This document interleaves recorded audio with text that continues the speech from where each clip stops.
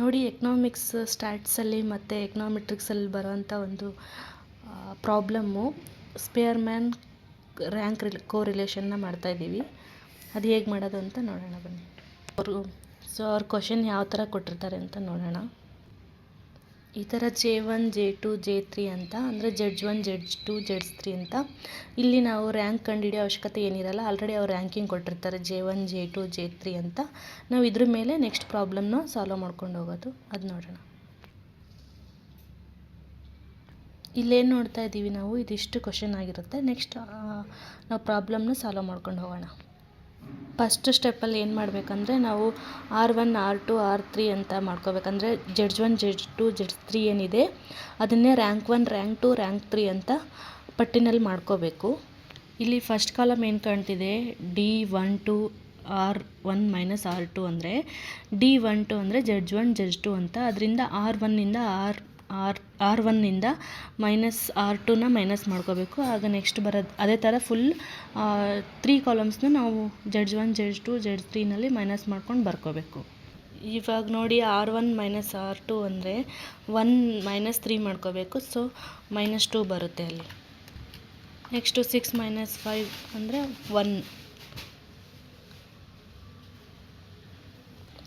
ಅಲ್ಲಿ ಬಂದಿರೋ ಅಂಕಿನಲ್ಲಿ ಮೈನಸ್ ಇದ್ದರೆ ಮೈನಸ್ ಅಂತ ನಾವು ಬರ್ಕೊಳ್ಳೇಬೇಕಾಗುತ್ತೆ ಕಂಪಲ್ಸರಿ.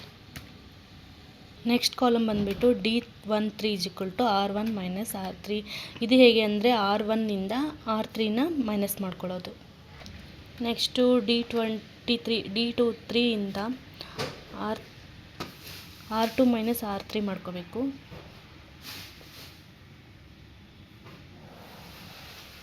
ನೋಡಿ R2 ಮೈನಸ್ R3 ಮಾಡ್ಕೋಬೇಕಾದ್ರೆ R2ನಲ್ಲಿ 3 ಇದೆ, R3ನಲ್ಲಿ 6 ಇದೆ. ಹಾಗಾಗಿ 3ಇಂದ 6ನ ಮೈನಸ್ ಮಾಡಿದರೆ -3 ಬರುತ್ತೆ. ಆ ಥರ ಎಲ್ಲ ಕಾಲಮ್ನು ಮಾಡ್ಕೊಂಡು ಹೋಗಬೇಕು. ನೆಕ್ಸ್ಟ್ ಕಾಲಮ್ ಬಂದುಬಿಟ್ಟು R12 ಇರೋದನ್ನ ನಾವು ಸ್ಕ್ವೇರ್ ಮಾಡ್ಕೋಬೇಕು. ಅದನ್ನು ನಾವು D212 ಅಂತ ಹಾಕ್ಕೊಂಡು D12 R1 ಮೈನಸ್ R2ನಲ್ಲಿ ಏನು ಆನ್ಸರ್ ಬಂದಿರುತ್ತೆ ಅದನ್ನು ನಾವು ಡಬಲ್ ಮಾಡ್ಕೊತ ಹೋಗಬೇಕು. ಅಲ್ಲಿ ಬಂದಿರೋ ಆನ್ಸರ್ಸ್ನ ನಾವು ಡಿ ಸ್ಕ್ವೇರಲ್ಲಿ ಮೆನ್ಷನ್ ಮಾಡ್ಕೋಬೇಕು. ಅದೇ ಥರನೇ ನೆಕ್ಸ್ಟ್ ಕಾಲಮ್ನಲ್ಲೂ ಸೇಮ್ ಅದೇ ಪ್ರೊಸೀಜರ್ನ ಫಾಲೋ ಮಾಡಿಕೊಂಡು D12 D13 D23ನ ಮಾಡ್ಕೊಂಡು ಹೋಗೋದು. ಇಲ್ಲಿ D square and D13 square D23 square ಏನಿದೆ ಅದನ್ನೆಲ್ಲ ನಾವು ಟೋಟಲ್ ಮಾಡಿಕೊಂಡು ಸಿಗ್ಮಾ D ಸ್ಕ್ವೇರ್ ಅಂತ ಹಾಕ್ಕೊಂಡು ಟೋಟಲ್ನ ಈ 3 ಕಾಲಮ್ ಕೆಳಗಡೆ ಬರ್ಕೋಬೇಕು. ನೆಕ್ಸ್ಟ್ ಸ್ಟೆಪ್ಪು ನಾವು ಫಾರ್ಮುಲಾ ಹಾಕ್ಕೊಂಡು ಪ್ರಾಬ್ಲಮ್ನ ಸಾಲ್ವ್ ಮಾಡ್ಕೊಂಡು ಹೋಗಬೇಕು. ಈ ಸ್ಪಿಯರ್ಮ್ಯಾನ್ ರ್ಯಾಂಕಿಂಗಿಗೆ ಇರೋಂಥ formula P = 1 - 6 sigma D square divided by n into n square -1. ಇವಾಗ ನಾವು 3 ಜಡ್ಜಸ್ದು ರ್ಯಾಂಕಿಂಗ್ ಕಂಡುಹಿಡಿಯೋದ್ರಿಂದ ನಾವೇನು ಮಾಡಬೇಕಂದ್ರೆ ಫಸ್ಟು D212 ಅಂತ ಏನಿದೆ ಅದನ್ನು ಸಾಲ್ವ್ ಮಾಡ್ಕೋಬೇಕು. ಸೊ ಈ ಫಾರ್ಮುಲಾದಿಂದ ಅದನ್ನು ಮಾಡ್ಕೊಳ್ಳೋಣ ಫಸ್ಟು.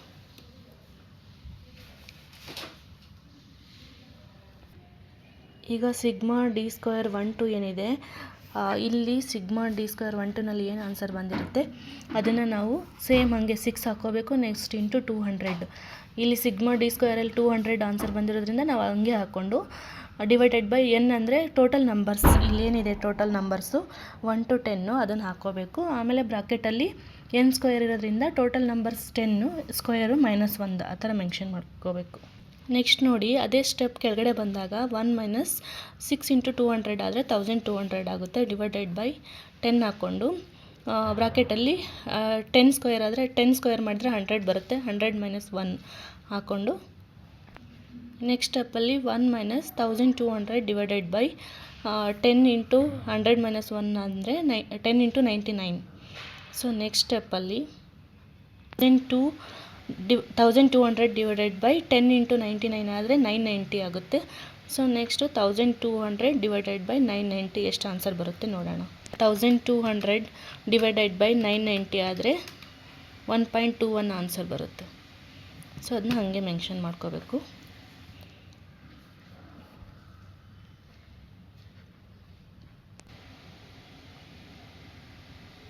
ನೆಕ್ಸ್ಟ್ ಸ್ಟೆಪ್ಪಲ್ಲಿ 1 - 1.21 ಏನಿದೆ ಅದರಲ್ಲಿ 1ಅನ್ನು ನಾವು ಮೈನಸ್ ಮಾಡ್ಕೊಂಡಾಗ ಎಷ್ಟು ಆನ್ಸರ್ ಬರುತ್ತೆ ಅದು P12 ಸೊ ಅದೇ ರ್ಯಾಂಕ್ ಒಂದು ಜಡ್ಜ್ ಒಂದು ಆನ್ಸರ್ ಆಗಿರುತ್ತೆ. ನೆಕ್ಸ್ಟ್ ಸ್ಟೆಪ್ಪು ಜಡ್ಜ್ 2 ಅಂದರೆ R2ನಲ್ಲಿ ಏನು ಬರುತ್ತೆ ಅಂತ ನೋಡೋಣ. ಇವಾಗ ಇಷ್ಟೊತ್ತು ನಾವು ಫಸ್ಟ್ ಸ್ಟೆಪ್ 1 ಪ್ರೊಸೆಸಲ್ಲಿ ಏನು ಮಾಡಿದ್ವಿ ಅಂದರೆ ಜಡ್ಜ್ 1 ಜಡ್ಜ್ 2ನ ಕಂಪೇರ್ ಮಾಡಿದ್ವಿ. ನೆಕ್ಸ್ಟ್ ಬಂದುಬಿಟ್ಟು ಇವಾಗ ನಾವು ನೆಕ್ಸ್ಟ್ ಮಾಡ್ತಾ ಇರೋದು ಜಡ್ಜ್ 2 ಮತ್ತು ಜಡ್ಜ್ 3ನ ಕಂಪೇರ್ ಮಾಡ್ತಾಯಿದ್ದೀವಿ. ಸೊ ಅದು ಹೆಂಗೆ ಬರುತ್ತೆ ಅಂತ ನೋಡೋಣ. ಸೇಮ್ ನೋಡಿ, ಫಸ್ಟ್ ಸ್ಟೆಪ್ಪಲ್ಲಿ ಏನು ಪ್ರೋಸೆಸ್ ಫಾಲೋ ಮಾಡಿದ್ವಿ ಅದೇ ಥರ ಸೇಮ್ ಫಾರ್ಮುಲಾ ಹಾಕ್ಕೊಂಡು ಇವಾಗ ನಾವು ಮಾಡ್ತಾ ಇದ್ರು D² 1/3ನಲ್ಲಿ ಅದರ ಆನ್ಸರ್ ಬಂದುಬಿಟ್ಟು ಸಿಗ್ಮಾ D² 13 = 60 ಇದೆ. ಸೊ ಅಲ್ಲಿ ನಾವು ಫಾರ್ಮುಲಾ ಪ್ರಕಾರನೇ ಹಾಕ್ಕೊಂಡಿದ್ದೀವಿ. ಫಸ್ಟು 6 × 60 ಆದರೆ 360 ಆಗುತ್ತೆ, ಡಿವೈಡೆಡ್ ಬೈ ಸೇಮ್ ಫಸ್ಟ್ ಪ್ರೊಸೆಸಲ್ಲಿ ಏನಿತ್ತು ಸೇಮ್ ಹಾಗೇ ಬರುತ್ತೆ ಇಲ್ಲೂ. ಬಟ್ D² ಮಾತ್ರ ಆನ್ಸರ್ ಚೇಂಜ್ ಇರುತ್ತೆ.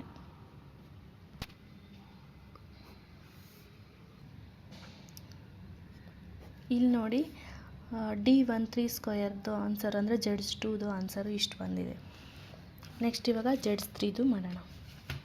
ಇವಾಗ ನಾವು ಜಡ್ಜ್ 3ನಲ್ಲಿ ಪ್ರಾಬ್ಲಮ್ ಸಾಲ್ವ್ ಮಾಡಬೇಕಾದ್ರೆ ಜಡ್ಜ್ 2 ಆ್ಯಂಡ್ 3ನ ಕಂಪೇರ್ ಮಾಡಿಕೊಂಡು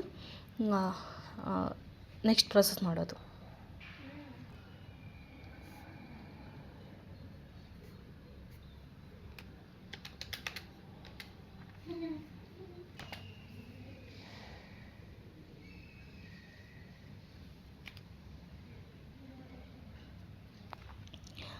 ಜಡ್ಜ್ 2 ಮತ್ತು 3ನ ಕಂಪೇರ್ ಮಾಡಿದಾಗ ನಮಗಿಲ್ಲಿ -0.29 ಬಂದಿದೆ.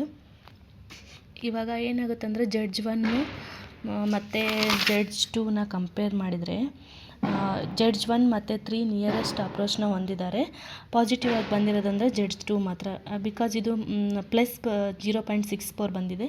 ಮಿಕ್ಕಿದ ಎರಡು ಆನ್ಸರು ಮೈನಸ್ ಅಲ್ಲಿ ಬಂದಿರೋದ್ರಿಂದ ನಿಯರೆಸ್ಟ್ ಅಪ್ರೋಚ್ ಹೊಂದಿರೋರು ಜಡ್ಜ್ 1 ಮತ್ತು 3. ಫೈನಲಾಗಿ ಮೂರೂ ಜಡ್ಜ್ 1 ಜಡ್ಜ್ 2 ಜಡ್ಜ್ 3 ಬಂದಾಗ ಅದರ ಆನ್ಸರ್ನ ನೋಡಿಬಿಟ್ಟು ನಾವಿಲ್ಲಿ ಸ್ಟೇಟ್ಮೆಂಟ್ನ ಕೊನೆಯದಾಗಿ ಬರ್ಕೋಬೇಕಾಗುತ್ತೆ. ಈವನ್ ಎಕ್ಸಾಮಲ್ಲಿ ಕೂಡ ನಾವು ಈ ಸ್ಟೇಟ್ಮೆಂಟ್ ಬರೆದ್ರೇ ಔಟ್ ಮಾರ್ಕ್ಸ್ ಕೊಡ್ತಾರೆ. ಸೊ ನೋಡಿ, ನಾವು ಜಡ್ಜ್ 1 ಜಡ್ಜ್ 2 ಜಡ್ಜ್ 3 ಮಾಡಿದಾಗ